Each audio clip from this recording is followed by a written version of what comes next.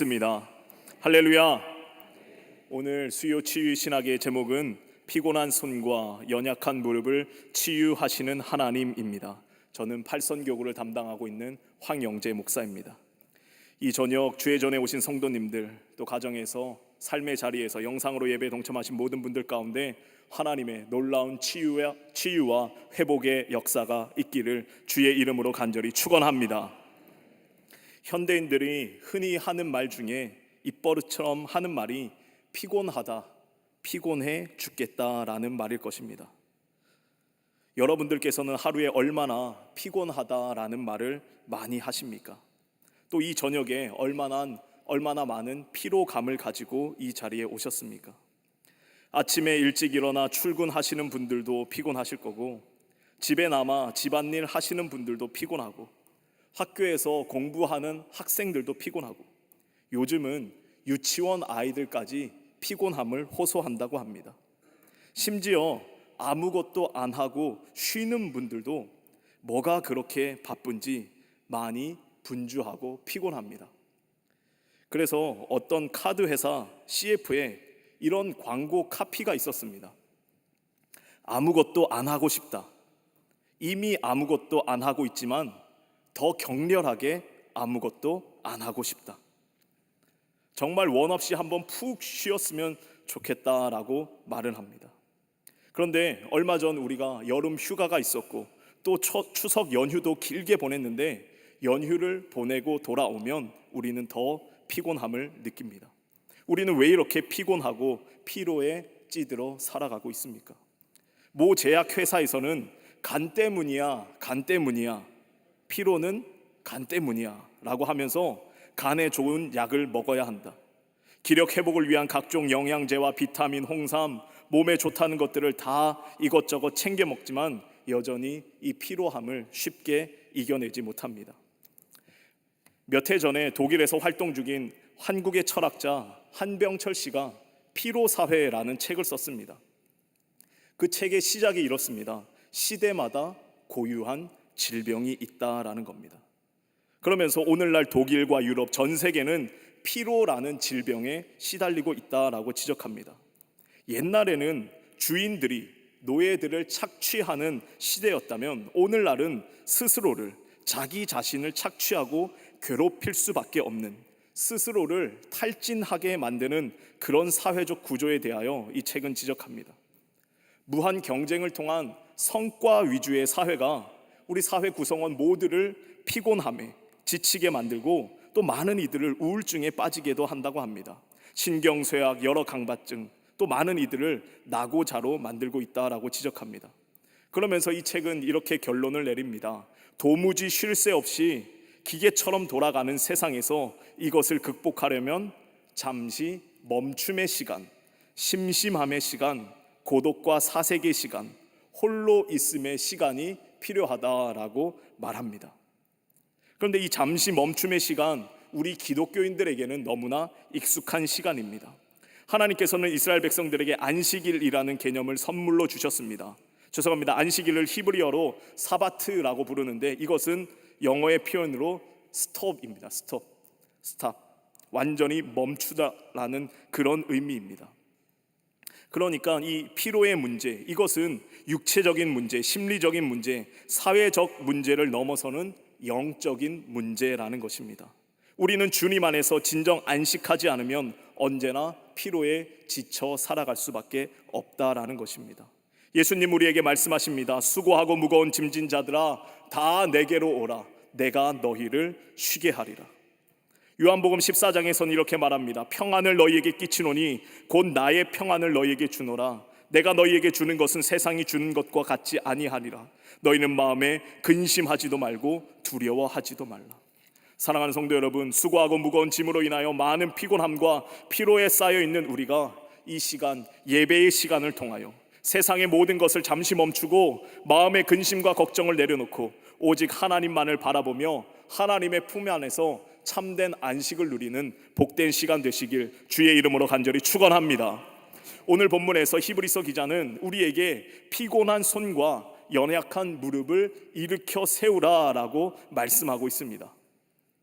이 히브리서 저자가 누구인지 또 언제 쓰여졌는지 정확히는 알 수 없습니다. 다만 기독교의 박해가 굉장히 심했던 당시에 쓰였던 서신임을 알 수 있습니다.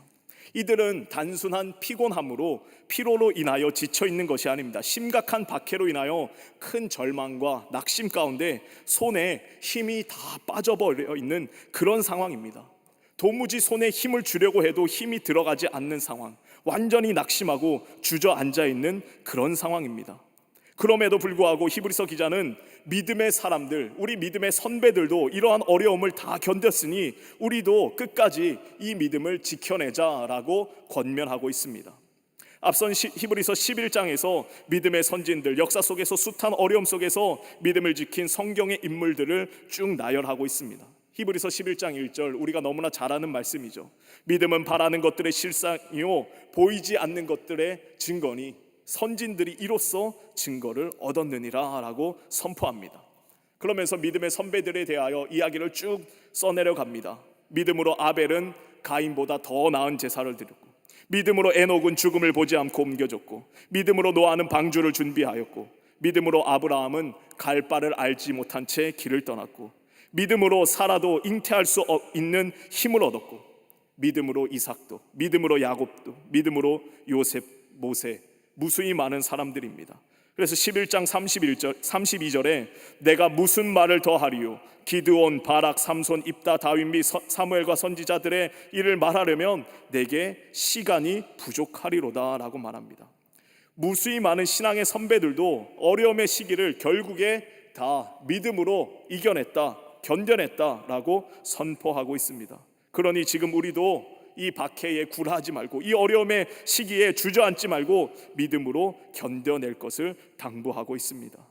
오늘 말씀을 통하여 우리가 어떻게 피곤한 손에 새 힘을 얻고 연약한 무릎을 일으켜 세울 수 있을까 함께 생각해보고 은혜를 나누고자 합니다. 첫째로 믿음의 주, 온전케 하시는 이인 예수님을 바라보아야 한다라는 겁니다.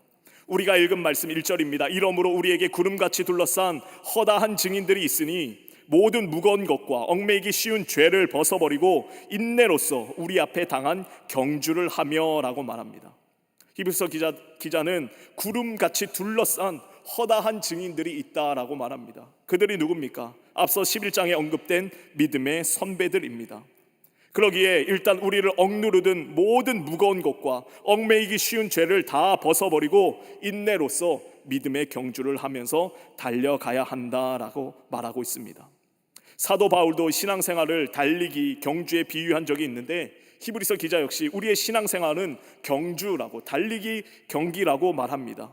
그런데 이 달리기를 할 때에 몸에 무거운 것을 메고 있으면 어떻게 되겠습니까? 금방 피곤하고 지치게 되는 겁니다. 그러니 무거운 것들, 죄와 허물의 짐들을 다 벗어버리고 달려가자라고 말합니다. 어디를 보고 달려갑니까? 믿음의 주, 또 온전케 하시는 이인 예수를 바라보고 달려가자라고 말하고 있습니다.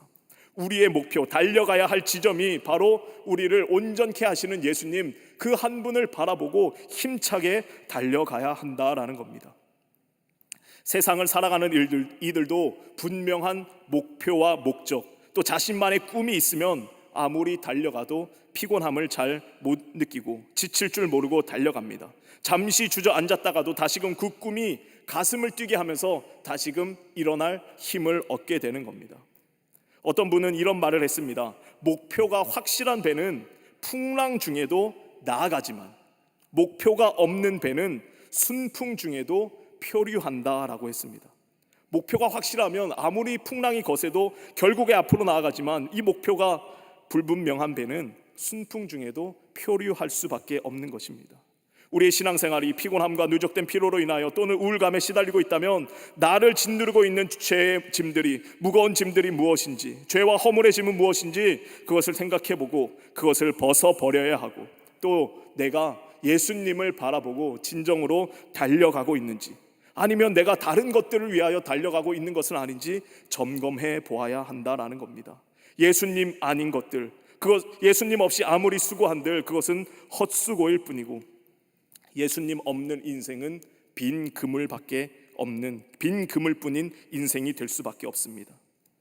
우리는 우리를 온전케 하시는 이 예수님을 바라보고 한 걸음 한 걸음 인내로서 경주할 때에 예수님이 친히 우리를 온전케 해주시고 새로운 힘과 능력을 허락해 주시는 줄로 믿습니다. 내가 여전히 피곤하고 부족하지만, 약하고 어리석고 연약하지만 우리를 온전케 하시는 분이 예수님이시기에 예수님을 힘입어 힘차게 전진할 수 있는 것입니다. 사도 바울은 빌립보서 3장 13절 14절에 이렇게 말합니다. 형제들아, 나는 아직 내가 잡은 줄로 여기지 아니하고 오직 한 일, 즉 뒤에 있는 것은 잊어버리고 앞에 있는 것을 잡으려고 표대를 향하여 그리스도 예수 안에서 하나님이 위에서 부르신 부름의 상을 위하여 달려가노라 라고 말합니다. 표대를 향하여, 예수님을 향하여, 또 하나님께서 위에서 부르신 그 부름의 상을 위하여 달려가노라 라고 말합니다. 요한복음에서 예수님은 이렇게 말합니다. 이것을 너희에게 이르는 것은 너희로 내 안에서 평안을 누리게 하려 함이라. 세상에서는 너희가 환난을 당하나 담대하라, 내가 세상을 이기었노라. 사랑하는 성도 여러분, 우리가 믿음의 주요 온전케 하시는 이인 예수님을 바라보고 달려갈 때에 주님 안에서 참된 평안과 안식을 누리게 될 줄로 믿습니다. 두 번째로, 우리의 고난은 하나님의 친아들임을 보여주는 증거라는 겁니다. 우리의 고난은 하나님의 친아들임을 확인하는 증거입니다. 5절 이하입니다. 내 아들아, 주의 징계하심을 경히 여기지 말며 그에게 꾸지람을 받을 때에 낙심하지 말라. 주께서 그 사랑하신 자를 징계하시고 그가 받아들이시는 아들마다 책찍질하심이라 하였으니 너희가 참음은 징계를 받기 위함이라. 하나님의 아들과 같이 너희를 대우하시나니 어찌 아버지가 징계하지 않는 아들이 있으리요. 징계는 다 받는 것이거늘 너희에게 없으면 사생자요 친아들이 아니니라 라고 말씀합니다. 지금 히브리서를 읽고 있는 교회 공동체, 굉장한 징계와 고난, 아픔과 고통을 당하고 있는데 이것은 너희가 하나님의 친아들임을 보여주는 하나의 증거라고 말하고 있습니다. 그 대표적인 예가 예수님이라는 것이죠. 그는 하나님의 독생자요, 하나님과 같은 본체이신 분인데 이 땅에 오셨고 십자가를 지셨고 죽기까지 복종하셨습니다. 다시금 2절 말씀을 보면 믿음의 주여 또 온전케 하시는 이인 예수를 바라보자 그는 그 앞에 있는 기쁨을 위하여 십자가를 참으사 부끄러움을 개의치 아니하시더니 하나님 보좌 우편에 앉으셨느니라. 3절입니다. 너희가 피곤하여 낙심하지 않기 위하여 죄인들이 이같이 자기에게 거역한 일을 참으신 일을 생각하라. 예수님은 십자가를 참으셨고 부끄러움을 개의치 아니셨습니다. 그러니 결국 하나님 보좌 우편에 앉으셨다라고 말하는 것입니다. 히브리서 기자가 무엇을 말합니까? 하나님의 뜻대로 살아도 십자가와 같은 우리가 감당할 수 없는, 감당하기 힘든 고난을 당할 수도 있고, 또 때때로 주님의 뜻대로 살지 못할 때에 아버지의 징계를 받는 것은 진정한 아들, 친아들이라는 표시임을 히브리서 기자는 알려주고 있습니다. 두 가지 경우입니다. 하나님의 뜻대로 살아도 징계가 있을 수 있고, 하나님의 뜻대로 살지 못한 채의 징계는 너무나 당연한 것이다 라는 겁니다. 만약 우리 자녀들 횡단보도를 건널 때 차가 오는데 위험한 데 가려고 하면 소리쳐서라도 막아야 되고, 소리쳐도 안 되면 강제로 끌고 내려서라도 살려야 하는 것입니다. 마찬가지로 하나님은 자녀들이 죄악의 길로, 멸망의 길로, 죽음의 길로 갈 때에 돌이키려고 그들에게 징계를 주고 잡아채는 것입니다. 만약 징계를 내리지 않는다면 어찌 하나님이 우리의 아버지가 될 수 있겠습니까? 하나님께로 돌아올 수 있도록 징계를 내리시고 때로 벌을 내리시면서 주님 앞에 돌아올 수 있도록 인도해 주는 것이 얼마나 감사한 일인지 모릅니다. 만약 하나님께서 우리에게 고난을 주시지 않았다면 인간의 그 굳센 교만이 꺾일 리 만무합니다. 우리는 육신의 질병으로 고통을 당할 때 그제서야 하나님을 찾게 되고, 믿었던 사람들로부터 배신당하여 가진 것을 다 잃어버릴 때 밑바닥에 떨어지는 경험을 할 때에 우리는 비로소 주님 앞에 엎드리게 되는 것입니다. 성경이 말하지 않습니까? 아버지의 유산을 미리 받아서 집을 떠난 탕자가 재산을 다 탕진하고 돼지들이 먹는 쥐염 열매조차 주는 이가 없을 때에, 완전히 인생의 밑바닥을 경험했을 때에 그제서야 아버지께로 돌아오게 됩니다. 그래서 성경은 말합니다. 시편 119편 71절 고난당한 것이 내게 유익이라 이로 말미암아 내가 주의 율례들을 배우게 되었나이다. 우리는 고난당할 때 비로소 하나님의 말씀을 깨닫게 되고 하나님의 은혜와 사랑을 깨닫게 되는 것입니다.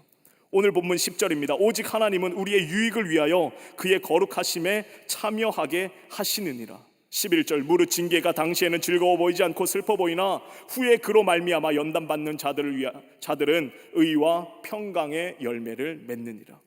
하나님은 우리의 유익을 위하여, 우리를 거룩하게 하시기 위하여 징계를 내리시고, 또 징계받을 때 우리가 잠깐은 슬프고 어렵고 힘들지만 그로 말미암아 연단받게 되면 의와 평강의 열매를 맺게 되는 줄로 믿습니다.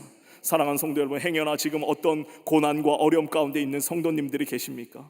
주님 뜻대로 살아가는데도 고난받을 수 있고, 그래서 손에 힘이 쭉 빠지고 피곤해서 탈진에 이를 수도 있습니다. 반대로 내가 주님 뜻대로 살지 못해서 징계를 받을 수도 있습니다. 어떤 모양에 있든 그러나 나에게 닥친 고난들, 이 징계들, 어려움들, 그로 인하여 오는 탈진과 피곤함들, 지금 당장 보기에는 즐거워하지 않고 슬퍼 보일 수밖에 없지만 그로 말미암아 연단을 받게 되면 우리의 삶은 의와 평강의 열매를 맺게 되는 것입니다. 이것이 우리에게 유익이 되고 자녀들에게 유익이 되기에 아버지 되시는 하나님께서 허락하신 것입니다. 여러분들을, 저와 여러분을 친아들로 여기시기에 이런 고난을 허락하셨음을 기억하면서 믿음으로 이 어려움을 이겨내는, 그리하여 의와 평강의 열매를 맺어가는 저와 여러분이 되시길 주의 이름으로 간절히 축원합니다. 끝으로 피곤한 손과 연약한 무릎을 일으켜 세워주신다라는 겁니다.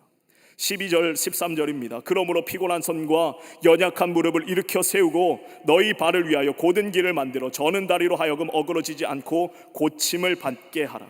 더 이상 너희가 주저앉아 있지 말고, 고난과 징계 때문에 낙심하여 어그러져 있지 말고 고침을 받고 일어나라 라고 말씀하십니다. 그리고는 인내로서 이 믿음의 경주를 끝까지 잘 달려갈 것을 권면하고 있습니다. 사랑하는 성도 여러분, 여러분의 손이 얼마나 피곤하십니까? 우리 장로님, 권사님, 집사님들 악수하다 보면 굉장히 두툼한 손이 있습니다. 그리고 거친 손길들이 있습니다. 그 손으로 무수히 많은 일들을 감당했기 때문입니다. 그래서 히브리서 기자는 우리 몸에서 가장 피곤한 것이 손이 아닐까, 피곤한 손을 일으켜 세우라 라고 말씀하고 있습니다. 정호승이라는 시인이 손에 대한 예의라는 시를 썼습니다. 손에 대한 예의.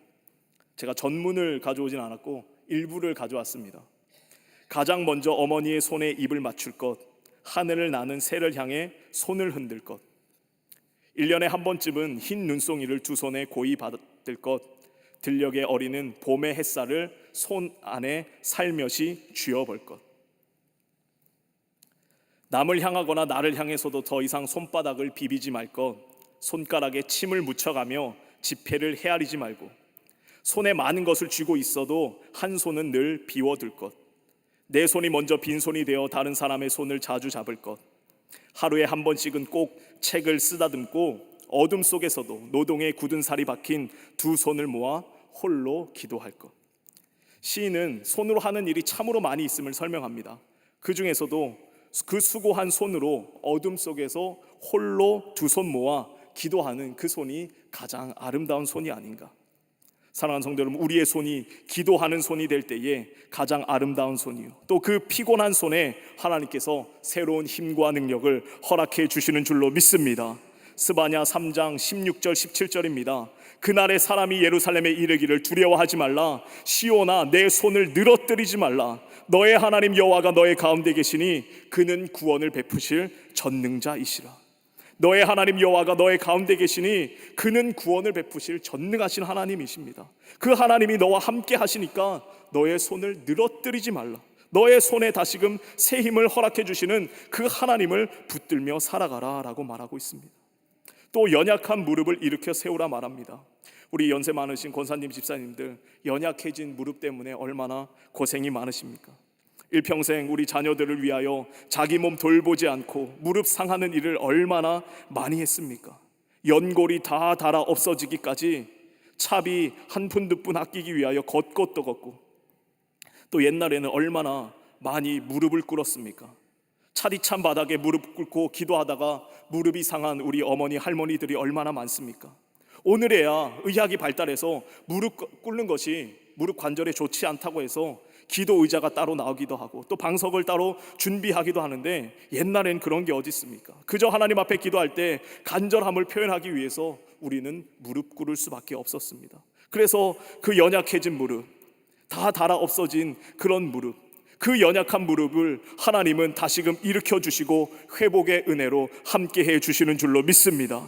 13절, 너희 발을 위하여 곧은 길을 만들어 저는 다리로 하여금 어그러지지 말고 고침을 받게 하라 라고 명령하십니다.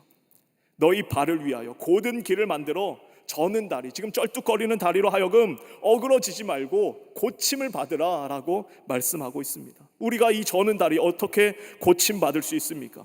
사도행전 3장 사도 요한과 베드로는 안진뱅이를 일으키면서 이렇게 말합니다. 내게 은과 금은 없거니와 내게 있는 이것을 주노니 나사렛 예수 그리스도의 이름으로 일어나 걸으라.